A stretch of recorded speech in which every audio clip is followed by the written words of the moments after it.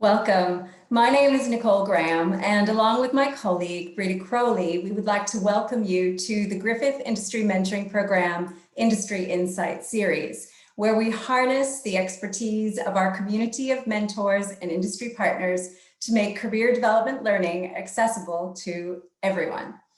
This month, we've put the spotlight on an industry that is close to my heart, but relevant for all. On the back of National Career Development Week, we are placing the spotlight on career development. So before we begin, I would like to take a moment and acknowledge the traditional custodians of the land on which we are gathered today and pay our respects to the elders past, present, and emerging, and extend that respect to all Aboriginal and Torres Strait Islander people. It is my honor now, It is my honor now to talk to you about housekeeping. So this session is being recorded. You will notice as an attendee that you will not be able to access your microphone or your camera. You will see a Q&A function at the bottom of your screen. So please pop your questions in there, any questions you have for any of the panelists or for our moderator. And if you wish to follow up with us after the session, you can contact us via the Industry Mentoring Program email address, industrymentoringprogram@griffith.edu.au. Next slide. So our agenda is as follows. So I'm opening the event and we'll take you through our housekeeping, introduce you to our moderator. Our panelists will present with one right after the other, and we'll have hopefully some good time for good discussion at the end of the presentation. And I'll close up just before 5, and we do aim always to finish by 5 p.m. Next slide. So now it's my great pleasure to introduce you to our moderator for this evening, Nina Perry. Nina is a career development consultant at Griffith University. She is a professional member of the Career Development Association of Australia, and she assists individuals of all ages with the process of managing their life, their learning, and their work. She's got a background in psychology and marketing, and so all of that knowledge really informs her very unique approach to what she does. In addition to this, Nina is a much loved colleague here in Careers and has been a mentor in the Industry Mentoring Program for a number of years as well. Welcome, Nina, over to you. Thank you so much, Nicole, for that really warm introduction. And thank you to Nicole and Brita for inviting me to moderate this amazing panel. I'm really excited. And for highlighting career development as part of the Industry Insight series. And obviously to be part of the Griffith Industry Mentoring Program is fabulous. So yes, I am a career consultant at Griffith University, and I'll be really honest with you. When I say that to people, most people don't quite know what we do or understand our profession. So today, aside from looking at resumes, I often get that. So today you're going to hear from a panel about how diverse our work is and really why career development matters to individuals, to organisations and to society at large, and what I believe an important role that we play. So as I mentioned, I am really excited about the panel today, and I would just like to introduce them briefly before we jump into their presentations. So we are so delighted today to have David Carney. David is the Executive Director of the Career Industry Council of Australia. He has more than 20 years experience working in the career development industry and is recognised nationally and internationally for the knowledge and expertise he brings to the field. David is definitely a passionate advocate and contributor to improving quality and access to career development services in Australia, including the development of professional standards, quality frameworks, online services, practitioner registration, workforce career development, and a range of national career development initiatives. And I'm really excited to hear from David today just about the importance of career development to the individual. I'd also like to introduce Natalie Taylor. So Natalie Taylor is a HR professional with experience across the health, hospitality and aviation industries. She's currently employed as the People and Culture Manager at Queensland Airports Limited. That is the company who owns and operates the Gold Coast, Townsville, Mount Isa and Longreach airports. Natalie works on a daily basis to support leaders achieve organisational, tactical and strategic goals through their people.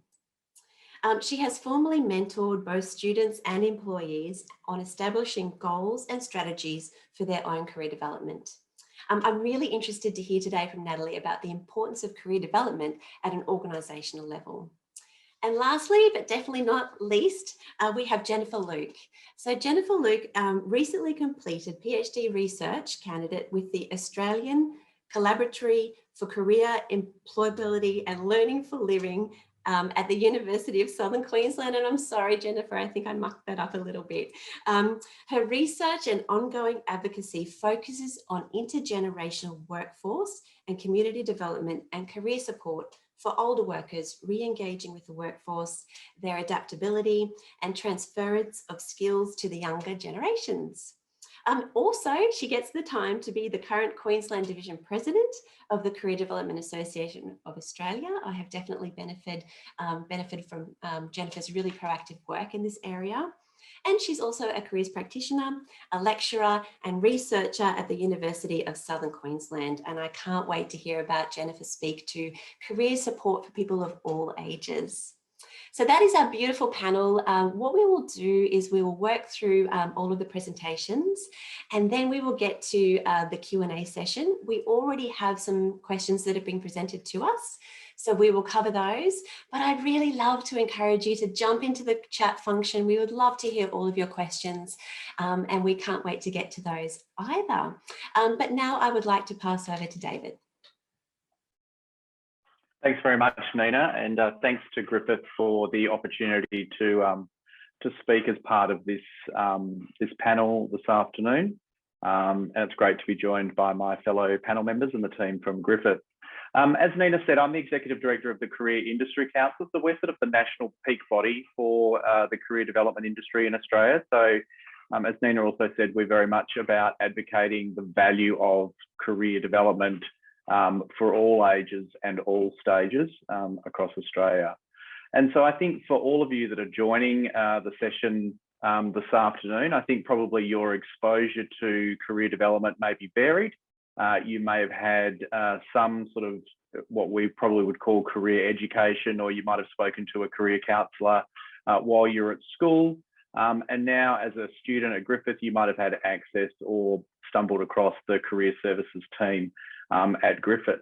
And I think through all of those types of opportunities that are available, sort of from school right through to sort of higher ed and vocational education and training, and as you'll hear from Jennifer later on, about more mature, and Natalie about the work that goes on within organisations.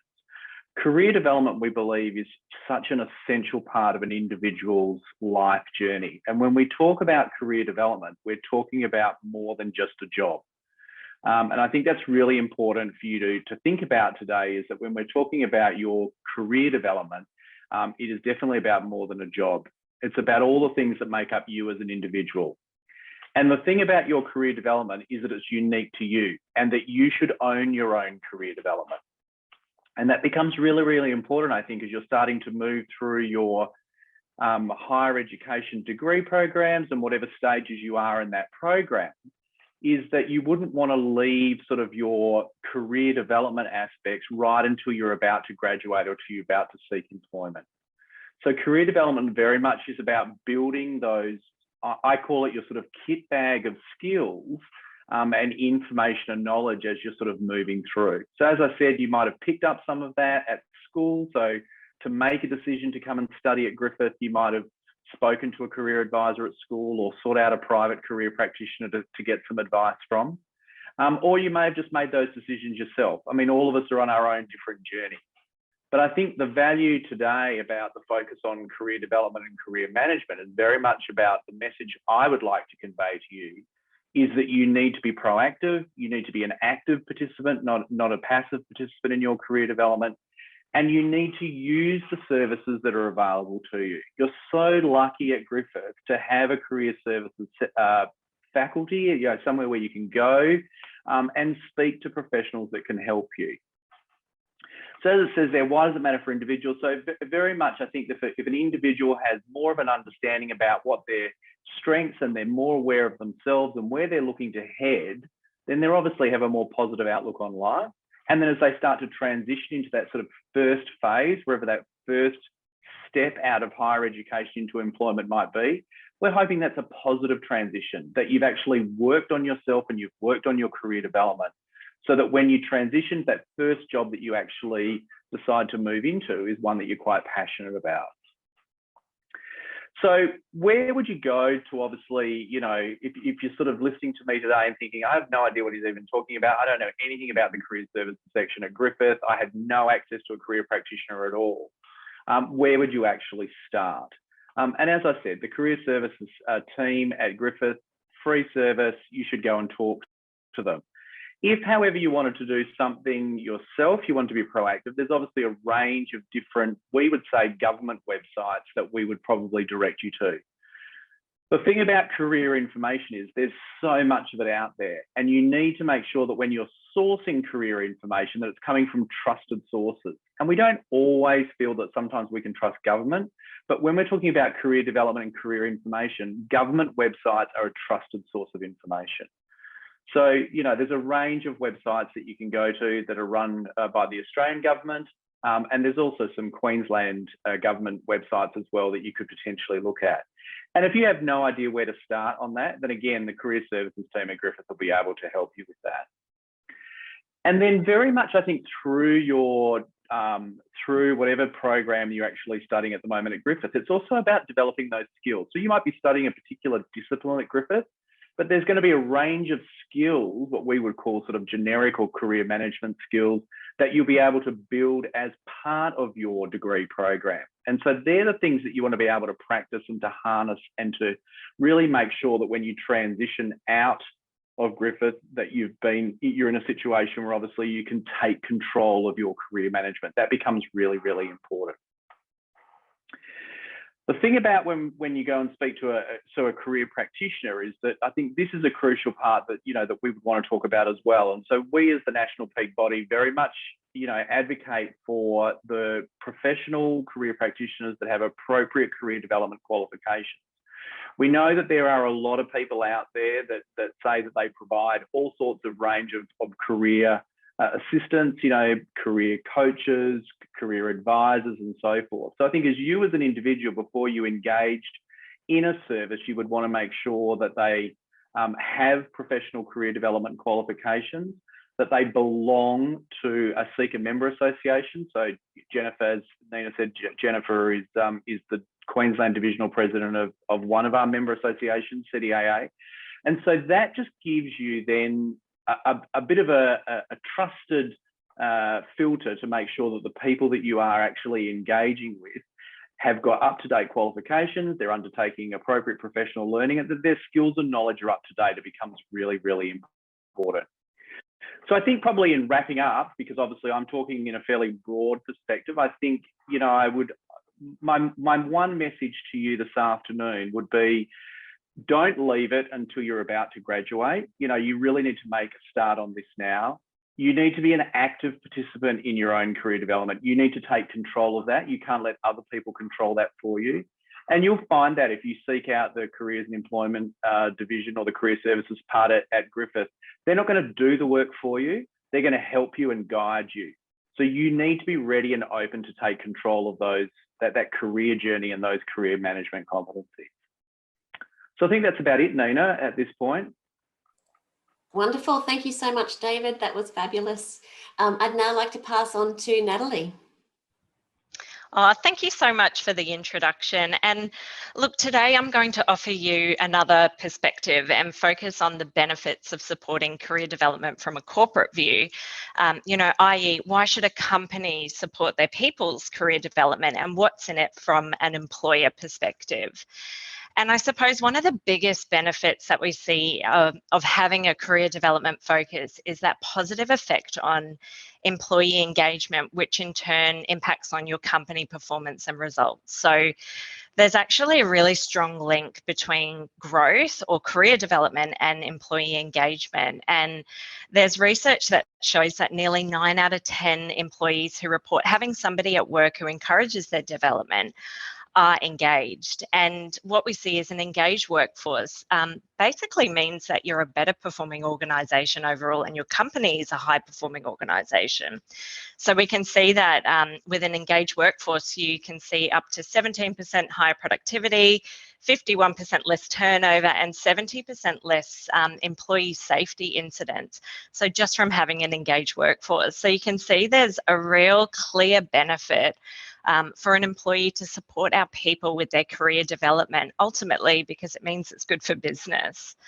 I suppose another important component is employee expectations. So career development in an organisation, it's no longer, you know, a nice to have, it's becoming a workplace expectation of employees today. And over the last few decades, we've seen research and there's been a shifting of what workplace expectations are.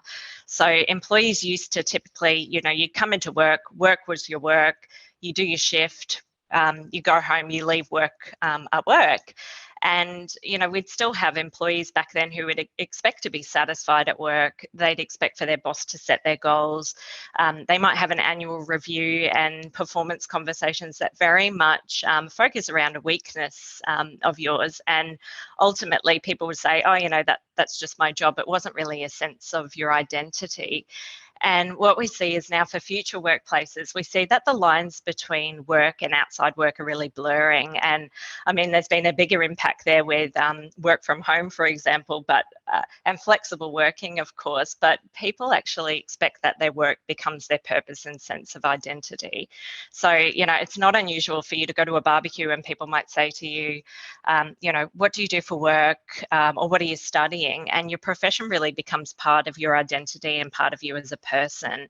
And so today, employees don't really just want to be satisfied at work, but they expect development and growth. They expect to be coached, and they expect that conversations with their leader happen frequently and focus around their strengths, their growth, and their development.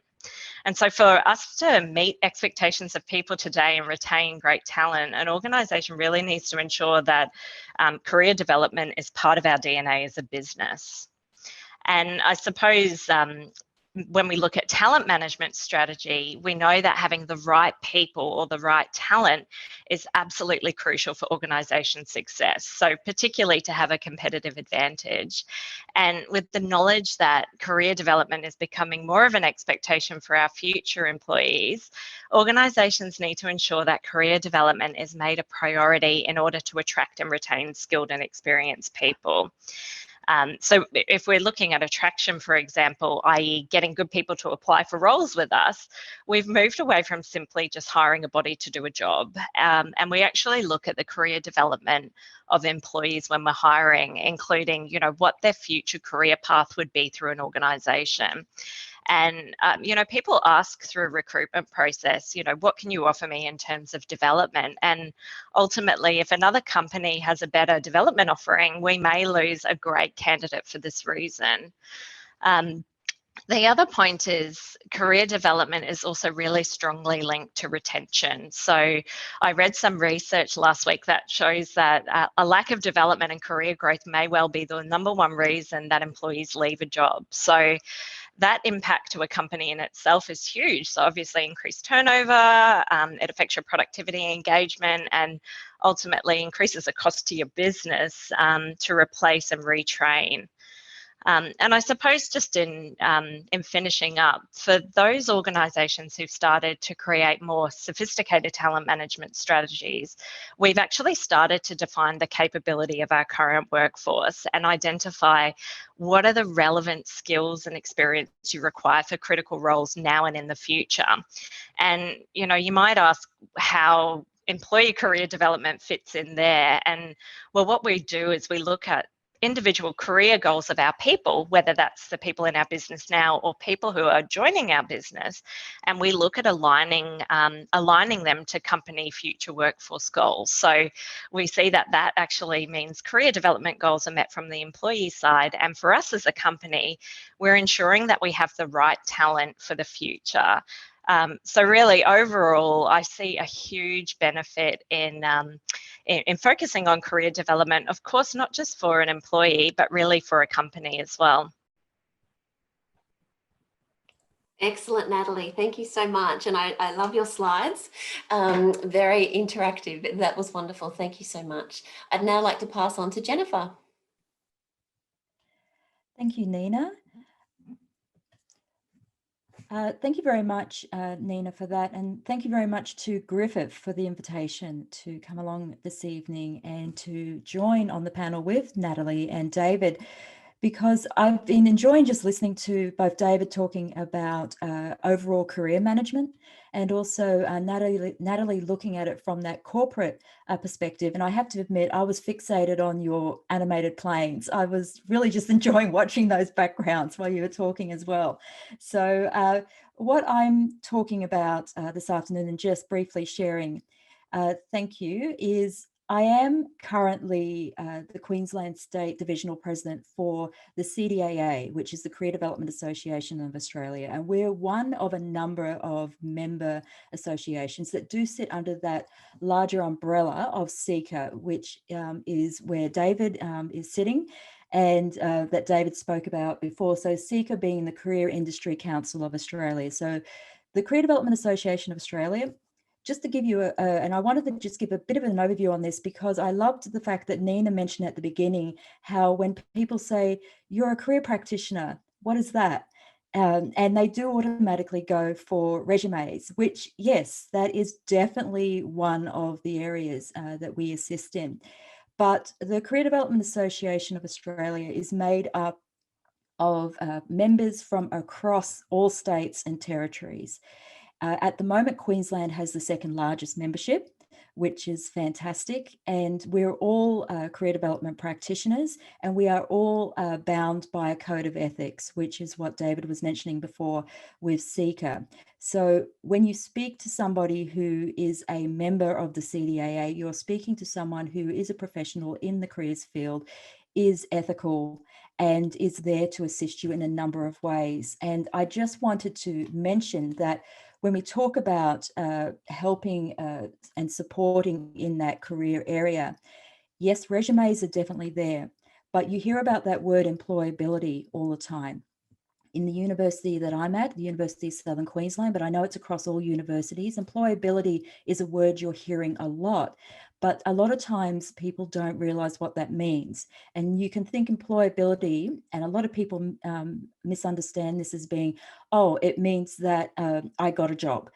Yes, you may have got a job, but that's not employability. Employability is having those attributes, having that mindset to know how to transition across changes, because definitely last year we had a massive change happen that impacted on everybody.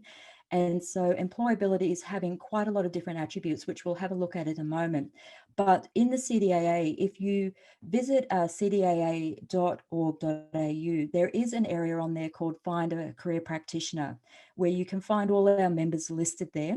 Definitely, as David was mentioning before, there's a lot of very good government websites out there you want to have a look at too.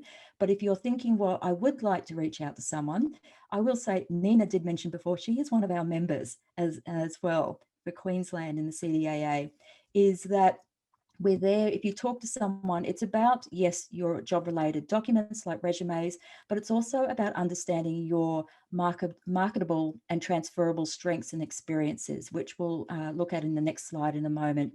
And it's about understanding who you are. So it's being able to talk to someone and really break down who you are and what you're looking for, because you need to know how to explain who you are first to yourself if you're going to be able to successfully do that to an employer.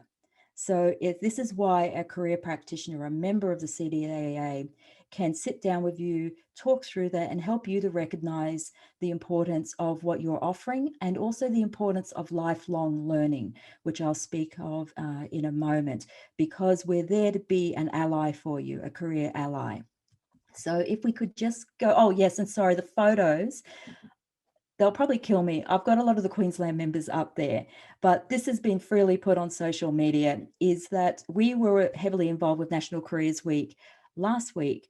And really what we did is we put the call out for the Queensland membership and said, would you like to be involved in running a free event? And we had the Gold Coast, Sunshine Coast, and also Toowoomba and Brisbane. We provided some events where it was free resume checks, but also career chats. And what was very interesting is that I also delivered a free workshop down at the Broadbeach Library on I think it was last Friday now. And what happened there is that we had a huge turnout, and the majority of them were mature age. And that was really great to see, because they are either working and wanting a career change, or they've come through redundancy, or they're retired and they're wanting to re-engage in some form of work, which could be volunteer work. So it was really interesting when you put something out there to the public to see who comes along. So if we could go along to the next slide. Thanks, Nina. So what I've just thrown up here is there's a number of examples here of different presentations that I've been involved in, or workshops. And this is to do a lot with either my work at the University of Southern Queensland, but also as a researcher. And really, I've got them up there because all of them cover different aspects of careers and employability. And that's why I've got up there that all of these presentations are relatable to career and workforce development. So very much what Natalie was saying before about how career development, it's expected now. You know, if you want to have that productivity in your workforce, you need to be providing that career support. And it's making sure you don't fall into the trap. And this is the individual or the government, anybody falling into the trap of thinking that, well, we just need to say they're employable, which means that we'll pop them into a job and we've got them. It's not that. What we have to do is go, everybody's an individual, and we can't treat this like a cookie cutter where everybody's the same. And so what I have up there as some examples is that you'll see that I've got meaningful work. That's something huge, because everybody has different reasons for what they're looking for with work. And particularly with the older generations that I've been focusing on, sometimes it is a financial reason that they're looking for work, but it's not always the case. And sometimes it can be mistaken by government policy, I know, where they think that that financial reason is the reason why people are looking for work. Some people are wanting to give back. They're wanting to pass on their skills. And this is looking from the older workforce. And particularly, I would just drop in here something to think about with apprenticeships and the need to fill the skills gaps in industry. Who's actually going to train them? Who has that industry experience? And a lot of the time, it's people who are close to retirement or who have retired. And when I had the opportunity to interview a lot of people in that post-retirement age bracket for research recently, I had a lot of tradespeople. And where I found them, I went and hung out in the men's sheds. That's where they are. And a lot of them were really keen to be able to assist in some way to pass on their skills. So it's something just to think about in terms of older workers, whether they have retired or that they're coming close to retirement. Make sure that you don't, you've got to make sure you tap into their skills and their experience, because some of the things you'll see up there as well is that I've also mentioned there about advancing older workers, about strengthening your employability, and also about building resilience as well, and the future workforce. And regional workforce is something that we focus a lot on in the University of Southern Queensland, because our main campus is in Toowoomba, up around the Darling Downs area. But it's something you've only got to keep an eye on the media. Watch what's happening, because agriculture is a huge area, and it doesn't mean that the jobs are only on farms. There is a lot of STEM careers going on in agriculture. And so that's something definitely you want to have a look at. And again, I would just finish up with saying that this is across all ages. So you've got to really remember to consider where you're working or where you're potentially wanting to work, is that it should be an intergenerational workforce. You need to have the skills and knowledge across all generations. So make sure that you do reach out to anyone that you might be studying with or working with at the moment who's in an older age bracket, because you'll be surprised what experience that they've got and where that could be exactly what you need for the particular project that you're working on. And so I think I might finish up there because I have been talking a little bit, but I think that's pretty much where I'll leave it. Just remember, lifelong career development, all ages. Great. That's a great motto. Thank you so much, Jennifer. That is wonderful. I would just like to pop back and ask each of our panelists just a question that came to my mind when you were speaking. And I'd like to start with David, if that's okay. David, I really liked your comments about owning your career development. I think that is such an important message, and really being proactive in everything that you do when it comes to thinking about your career. I think because you give us such a great broad perspective of career development in Australia, what advice would you have for students beyond sort of being proactive, but where do you see the trends in career development in Australia? Are we doing well? What sort of advice would you have for students about what to look out for, in the coming years as far as career development goes? Yeah, I think it's a really interesting question, because I think that, like Jennifer touched on this earlier too, like, I suppose nobody saw a pandemic coming, and, and with a pandemic through, a whole lot of balls up in the air where, we found people having to think about their career development when they may have never thought about it, before. And so, and a lot of those people who were displaced from work as a result of COVID was through no fault of their own. So it was nothing that they did. It was as a result of a health pandemic, which impacted the work they were in. Where is it going? I think that, Australia, there's a much greater recognition of the value of career development in Australia today, I think, from governments at all levels. I think a lot of the work that we've done, particularly at the national level, is tied in with what Jennifer has been talking about, is that, historically in Australia, the focus on career development has been aimed at school students, so year 10 subject selection, year 11 and year 12. Whereas we as the national peak body advocate for, lifelong, life-wide career development. So it's very much about, an all ages, all stages approach. And it doesn't matter at what stage of your career you're in, you may have to access, career services or career information. I do sit on the board of the National Careers Institute, and they're doing some really interesting work at the moment around career stage segmentations, so they're looking at different segments of a person's lifespan and sort of where they feel that government should, potentially move in to support Australians and where those things are. So, it's not published at this point, obviously it's its early stages, but, for a government to start thinking in those ways is very, very different for someone who's been sitting in the role for, not this role, but playing in the career development space for over 20 years. If you'd said to me 20 years ago, this is what they're going to be doing, I would have thought, don't be ridiculous. They're just focused on, year 10 career education. So, yeah, I think it's encouraging that there's a greater recognition of people use the language. They understand that career development is grounded in theory and research. So it's not just something that somebody's made up, so that it's grounded in solid theory and solid research. There are, and through that research, there are identifiable, tangible benefits, not only to the individual, but to society as a whole. Wonderful. And I think also, as you mentioned, all of those the assistance that's provided through government websites, I think, and with the National Skills Commission and so many of I've seen a lot of change in that area. So that's really great to hear your perspective on how, it really is taking on a great life as far as, at the government level as well. So that's wonderful. Thank you so much. Question for you, Natalie.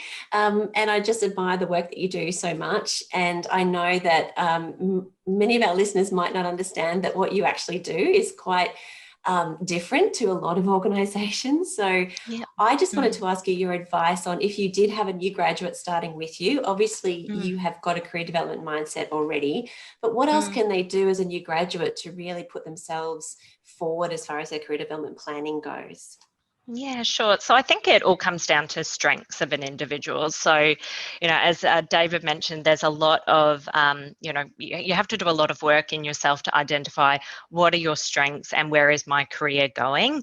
And I think it's also about being open to putting your hand up for everything as well. So do a bit of work on yourself, identify your strengths, find somebody who's going to back you and somebody who's going to be your mirror, your mentor, your coach, a great leader for you, and really just put your hand up for any opportunity that you can when you first start in the workplace, essentially. Okay.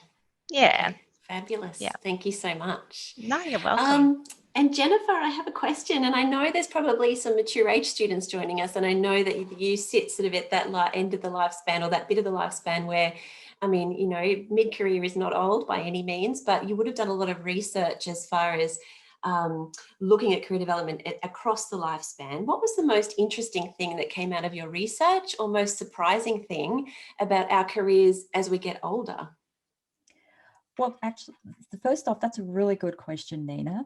And really looking across the lifespan, and my ears pricked up when David was talking about the National Careers Institute, and I thought that's fantastic if they're looking at that from that lifespan approach. Is that what I found is my work as a career practitioner within higher ed is I'm working with students, or prospective students as well, from school leavers right through to an 85-year-old PhD student that I have visiting every now and again. And so even just in the study environment, it's very interesting because it's the same questions that are being asked. I have had career practitioners ask me, members of the CDAA and other CECA members ask me about, well, what do I ask someone who's over 55? Which, you know, it really makes you start to think that it's more about, as a practitioner, or just as someone who's in recruitment, or anybody who's employing, we've got to make sure that we wipe away any preconceived ideas about what someone might ask. Because what does happen from a practice point of view is that I do get the same questions being asked, the same concerns being expressed by students, no matter whether they're 16, 17 through to 85. And that is something that I highlight to anyone who approaches me and says they're worried because they may have to speak to an older student or an older client. And it's like, don't freak out. They're going to ask you exactly the same things. Just talk to them as you would anybody. And it's the same with those that work with older clients. They're worried about talking to a teenager. And it's a case of, well, just stop and listen to what they want to ask you, because you'll be pleasantly surprised how aligned it is. And so from a research point of view, I went into it thinking, well, it'll be interesting to see what happens here. And the responses I was getting from interviews, the same thing. It really is that careers is careers, lifelong learning is exactly that, lifelong learning. And that word employability, that really is something that all that means is that you have a belief in yourself, you have a professional identity, so you understand what you're putting forward to an employer. That makes you employable. You've got to be confident in yourself. And so that's across all ages. So yeah, definitely, it doesn't matter the age. It really is about just making sure you know who you are, where you're wanting to go, that you've started to look at those occupations. And of course, this is where a career practitioner can assist you. But also it's about knowing that if you know yourself, you'll be able to put that forward to a prospective employer. And it's across all ages. That's wonderful. Yeah, that's such a great perspective. Absolutely, that the questions are the same. You know, it's still the same process. Yeah, that's wonderful. Same concerns, same worries, same goals. Yeah, excellent. Thank you so much. So I might get to some questions that we had that were handed in before we started today. And I might actually pop this one to Natalie first, if that's okay, Natalie. And this question is, how do you guide recruiters to look at your broader experience? If you want to change careers and you might hold over 10 years experience, most of the time recruiters pigeonhole one into a role. And I'm asking you, I guess, from an employer's perspective, how would you approach that? Yeah, I think, and it really depends on the resume. So what we see is we don't know the purpose of why somebody is, applying for a role with us. So my advice would be to really think about the transferable skills and what you can bring in and what you can add value to that particular role. Because if you're, in the market today, we really have a competitive field, particularly with COVID. So if you're screening hundreds and hundreds of resumes, you're not going to know that somebody with a completely different experience is going to be a great person for this role unless the candidate is profiling themselves in the way. And there's a few different ways to do that. So it's really having a look at your CV, having a look at your cover letter, doing your research and thinking, okay, what is my branding position here? How am I going to put myself forward in front of this employer as look at my skills and experience and look what I can bring? Because ultimately when I'm recruiting for roles, I'm not looking for like, I'm looking for, what value can that person bring? Can they deliver on the role? And where are they going to move forward with us as an organisation from there? Another really, a bit of a tip, I suppose, is a lot of roles are filled through word of mouth and through volunteering opportunities as well. So if you're really passionate about a change in your career, my biggest advice would be to start to do some work so you get an on-the-ground experience in that new career or in that new role. And that might be things like, networking, getting to understand the business, the profession, if it's a different profession, getting a mentor to be able to guide you through that, and also making contacts with people in that field. And once you've sort of got an introduction there, really you start to understand the business, and then you're in a position that you can, I suppose, brand yourself to do that. And it's not really about buzzwords in resumes, it's more about what can I bring, what can I bring to you as an organisation. Beautiful. And so I can really hear that sort of comment of join the dots for the employer. Don't just sort of leave it out there and go, okay, there it is. It's more like join the dots for them. And Absolutely. Yeah. Wonderful. Excellent. Thank you so much. Now, the next question is, how do you overcome fear of failure when considering applying for a more senior role? So I think this is probably maybe something about imposter syndrome. I'm not sure. Who would like to take that? Has anyone been in that lived experience, or what advice would you like to give? I'll quickly add something and then leave it to the other two panelists. In terms of, so I think, Nina, that's what I was thinking, imposter syndrome. Yeah, it really, I would just say it's making sure that you know exactly why you're going for that job and what you're offering. So what Natalie was saying before is that you mentioned about having a personal brand. You need to know what you're actually bringing to the table and telling an employer, because then it's making it easier for them to be able to see how you fit into the jigsaw puzzle of the organization. So I would say, from an imposter syndrome, which rears its ugly head all the time, no matter what age, it's lifelong. It does happen. And so I would say it really comes down to, if you feel as though, have I even got a chance? I'd be making sure that you've researched the job really well. You've researched who is involved in that role, who the panelists are going to be, if you've actually had that information provided to you, and just read through that selection criteria or that position description. Or if it's a job ad on a online jobs board, even if it's just some dot points, that's the selection criteria. Basically, they're saying this is what we're looking for, and read between the lines. It's not all technical skills, it's those transferable skills. If they're wanting someone who's very sales focused and a team, or not maybe a team player, but also can hit the ground running. If you're someone who wants to have more of a quiet role and you really don't want to deal with masses of people, straight away that job's telling you that no, they want someone who's really a go-getter, out there, very high energy. So you've got to really read through that job ad and interpret what they're looking for. And that will give you a lot more confidence if whether that's something that suits both you and your skills and interests, but also what you value in the workplace as well, because I'd say that's a big thing. Yeah, wonderful. And I remember actually sitting in on a Career Development Association webinar, and there's some great imposter research coming out of university, I think in Western Australia, and 80% of people do suffer from imposter feelings. So that's a very valid question. And thank you so much for that response, Jennifer. It was so good. I've got another great question here, and perhaps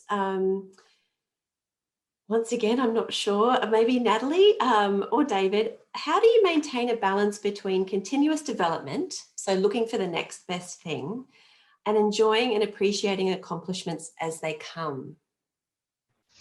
Yeah, I'm happy to jump in here. I guess in my roles anyway, I've seen people who've potentially jumped roles too quickly.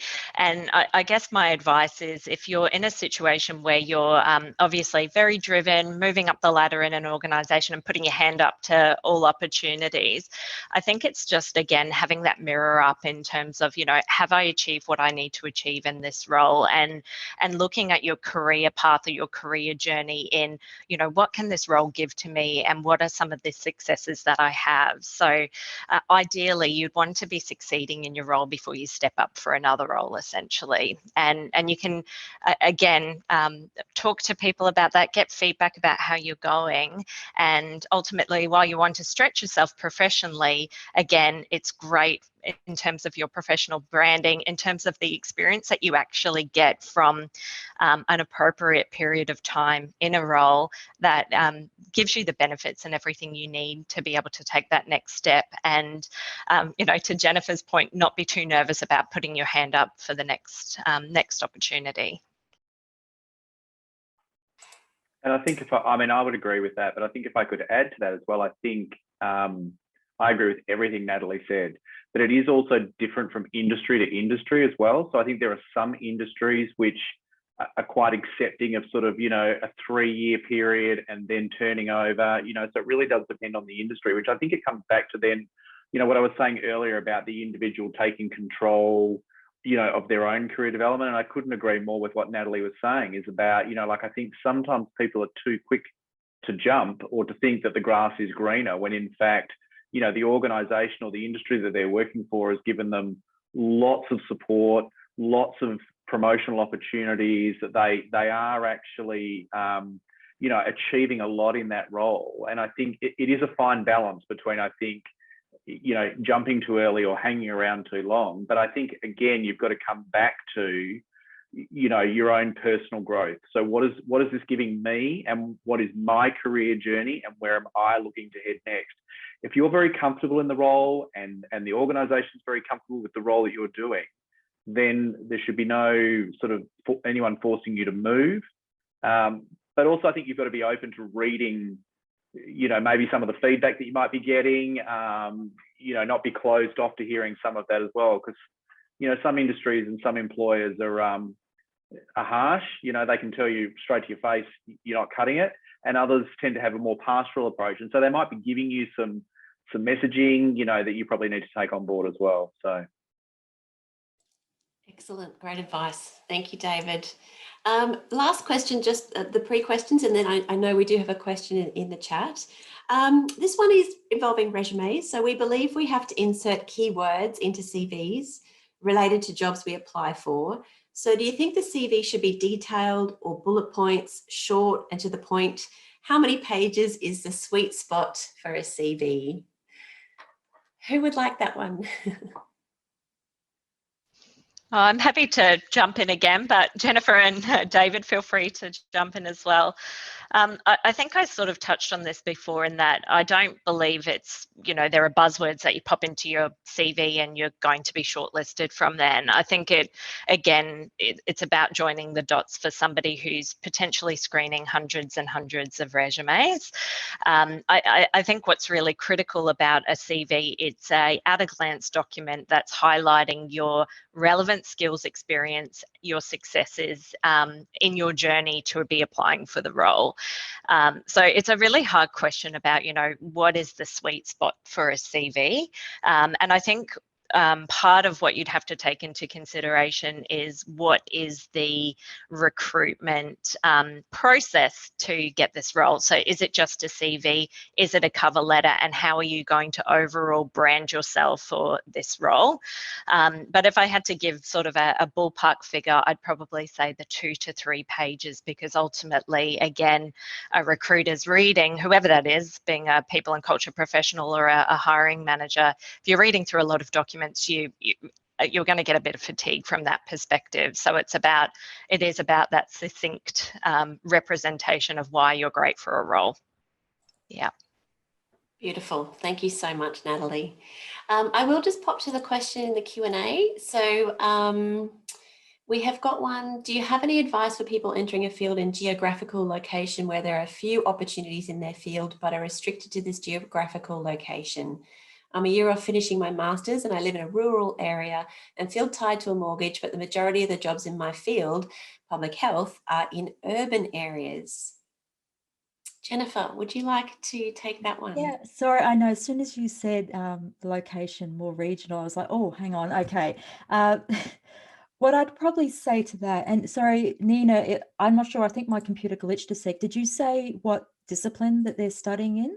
Yeah, they're in public health. Public health, okay. What I think the thing to do, because I know location-wise, and even with what's happened with COVID last year and what's ongoing globally, a lot of people have moved for either family reasons or, they're working from home. There's a lot of issues there. And that's actually impacted even more so on location. And what I would probably suggest at this point is, if you have been putting all that work into studying in that particular discipline, you've got those qualifications and they're going to be amazing to open up doors. But don't just look at a narrow career path. Is that if it's within health, health and social assistance is the #1 employer, not just in Australia, it's global. So I would be saying you've got a very handy qualification there, a very powerful qualification. Look at who is involved in the health sector. It's not just medical, it's that you've got all sorts of different industries that are connected in with health. Where could your skills be used as a consultant or a trainer? So it's really looking at, you might have a health background, but other industries, mining, tourism, there's so many different other industries. Where do they need people who have that knowledge, that health knowledge? And it might be that you're thinking, well, I could find something, it's not my dream area, but it's a good wage coming in. Connect in with people. You're still a health specialist, and that's what you want people to know you as. So you might be working in mining, but people will know you as, oh, you're so-and-so, you're into health, and that's what you want people to know. So you can still build on your reputation and on your professional identity in other areas, because on a CV, that looks fantastic too, if you've got a wide range of industry sectors that you've worked within. So I'd probably say that's the thing, is that broaden your job searching when you're looking for jobs. Don't just narrow it to one industry. Mm-hmm. Wonderful. Thank you, Jennifer. So now we have just a global question once again that we ask at the end of every Industry Insight series. And I'm going to take the liberty to just switch it up a little bit. But we wanted to ask you all, and I'll start with David, if that's okay. What career advice would you give your younger self? Oh, look, it was funny because I did give a presentation last week and I was forced to actually think about this. Very rarely do you reflect upon your younger self and what sort of career advice you would have given yourself. Look, the advice I would give is to, follow your dream or your passion. I think, when I finished school, I followed my mates, the crowd, and ended up going to uni and studying something that really I was sort of passionate in, but not really passionate, if you know what I mean. Like, I sort of had an interest in it, but I wasn't passionate about it. So I think you got to really follow what your passion is telling you. Wonderful. And I'm dying to know what your passion was back then and what you would have done instead. Well, it wasn't a passion. It was, I really enjoyed accounting and economics at school, and I decided to go and do a commerce degree, and I got sort of 2 years through it with a year to go and decided this is definitely not what I wanted to do. I wanted to work in education. So, okay. but I did finish the degree because my parents went, there's no way you're doing 2 years out of a 3-year degree and dropping out. Thanks, David. That's great. Natalie. Yeah, so I'd probably, the advice I'd give to myself is regularly ask yourself, what have I done to challenge me professionally?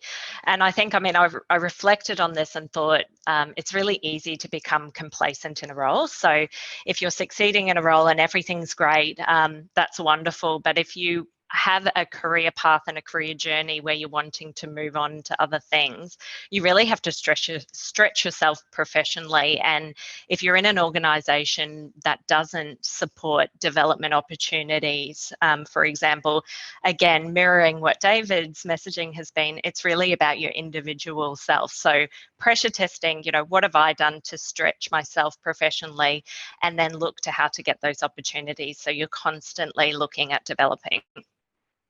Yeah.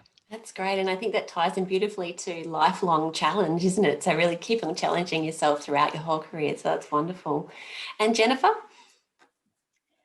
If there was one piece of advice, it would probably be, I wish I had known when I left school that whatever decision I made on my career, it wasn't going to be that I locked myself into that career for all time, that you can move between, because the fact that David's been sharing about what he was like when he left school, when I left school, what I ended up doing an undergraduate in was I did a multimedia and IT degree, which was at Griffith Uni on the Gold Coast.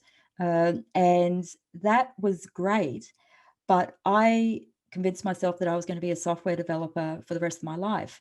And it was only after working in that space for quite a while that I started to work in other industries, a bit like what I mentioned before with health, is that I went into other industries and ended up working in the employment and training sector. And that is where I then started to look at more that career education side of things.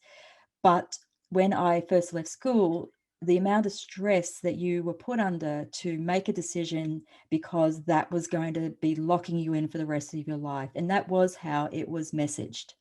And so I wish I could go back and just go, don't worry about it. You'll be moving, things will evolve as you go along. And I always tell people that now is I have recently had a 20-year-old student say to me that they've messed up because they've decided to start studying now, and so they've got the rest of their life is they've taken too long. And I said, you're 20, you've got so many opportunities ahead of you, and what they're studying at the moment, they will probably move into different industry sectors. So that's probably the thing there, is that don't stress, no matter what age you are now, what you're studying, don't think that you're locking yourself into a box, is that you're going to take those skills and use them across so many different areas. That is wonderful advice, Jennifer, and I so agree with you. It's such a lovely point to end on. And I think that's what drives us as career development practitioners. That's what drives us, is supporting people and knowing that there's just so many opportunities and a way to manage it throughout your whole life. And so thank you so much. And I just wanted to really say a big heartfelt thank you to Natalie, Jennifer and David. I've really enjoyed this panel session. I really appreciate the time you've taken out of your busy schedules to be a part of this this session, and thank you so much. And I'd like to hand back to Nicole. Thanks, Nina, and thank you to our wonderful panel. This has been a really enlightening session, and I'm sure that everyone online and those who will listen later have got a tremendous amount out of all of your incredible advice. So I'll just take you through what's coming up next in Industry Insights Land. So in June, we are looking at marketing in the age of authenticity. In July, we're looking at law and different career paths arising out of a law degree. In August, we are looking at economics, and we have many, many other topics for the rest of the year. So please keep tuning in and joining us for these sessions. Next slide. Beautiful. For people who maybe had to duck off early or want to go back and rewind all of this amazing advice that we got this evening, please visit our Industry Insights webpage. The webpage has all of the previous sessions back from our very first one at the early part of last year. So you can revisit all the amazing career advice by industry there. Next one. Our next event that's coming up in the Griffith Industry Mentoring Program is Mentoring on the Move.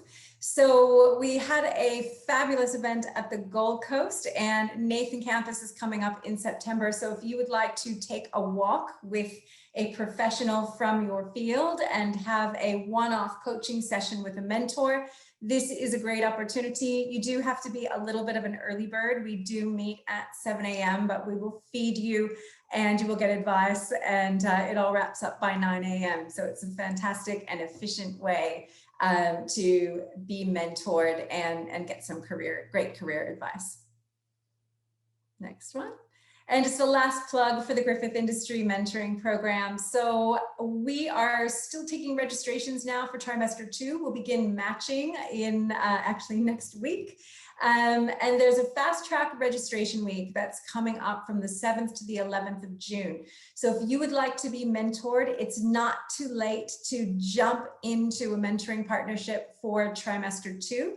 You can get in touch with us by email and we'll step you through the process. So send us an email, industrymentoringprogram@griffith.edu.au.